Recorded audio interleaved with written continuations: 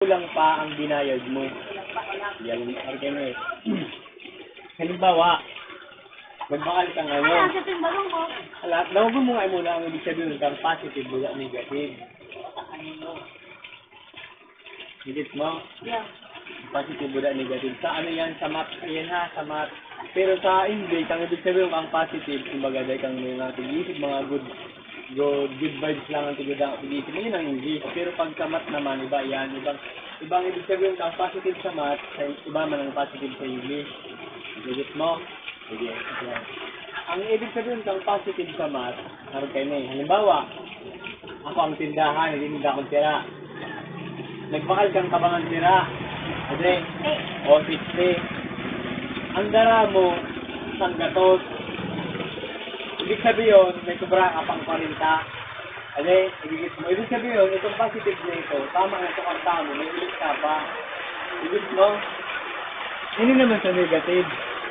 Halimbawa, nagbahal kang sira, hanggang 60 ka ba nga, nagdara kang, binakal mo ka ba nga, tapos ang dara mo sana, 30, pero pa ang kulang mo. 30 mil. Ha? 30. O, 30 din. Ibig sabihin, may kwarta ka, pero kulang pa. Ulit mo, ito ang ibig sabihin ng negative. Nagbakal kang sira, may kwarta ka, pero may utang ka pa. No.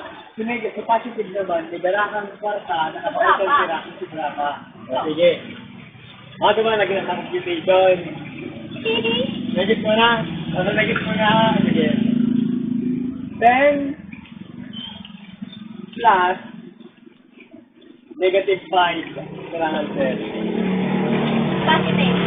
Tama. Positive ano? Positive sira. 5. Wow! Nakarabat! Galing nakarabat ah. Tama. Tara pa. Negative naman kita. Negative 5. Negative na naman. Negative na nga ni. Mas bago baga, positive 5 ang answer mo. Tama ito. Positive 10 plus negative 5 ang answer. Positive 5. Yes.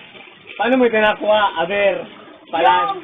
Yung 10, minus sa 5. Kaya ang answer, positive 5. Pero sabi ko plus. Sabi ko. Ni-plus to. Ni-plus to. Sasabi mo, kulang pakiting ko. Yeah. Tama. Good. Hindi naman pala naman ako ang ano mo. Sige, good. Tara pa. Ano naman ang negative kita, ang answer kayo ni negative. Negative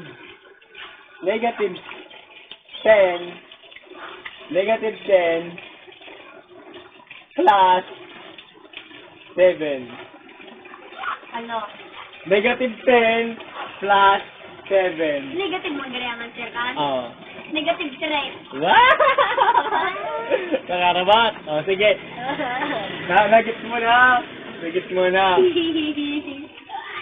Paano naman kung 7 plus 7? Negative. Anong negative? Ay, positive. O, tama. Pero ang answer. 3. 7 plus 7? Ay, positive 17. Sabi mo Platon. O, 7 plus 7 pira. 17. Ano? 7 plus 7? Ay, puro 10. Sabi mo 10 plus 7. Sabi mo 7 plus 7. Inutarap mo pa. Kaya alam mo na. Sige, uli naman.